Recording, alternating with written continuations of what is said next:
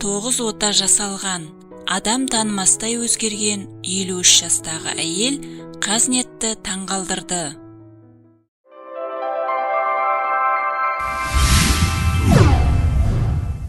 Адам танымастай өзгерген әйел Қазнетті таңғалдырды.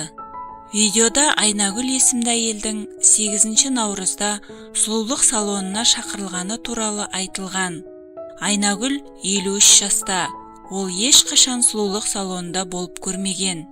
Өмір бойы шашын өзі қиып келген. Айнагүлге 9 ота жасалған. Ол 4 жыл бойы мүгедектер арбасына таңылған.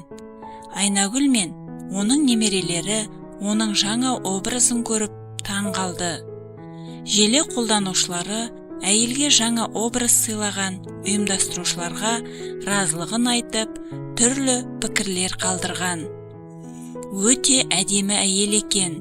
Көп рахмет, Алла сауаптан жазсын. Қандай керемет, әйелге сондай күшті эмоция сыйладыңыздар. Қолың дерт көрмесін, керемет. Жарайсыңдар, дами беріңдер. Ең бастысы Айнагүлге ұнағаны деп жазған олар.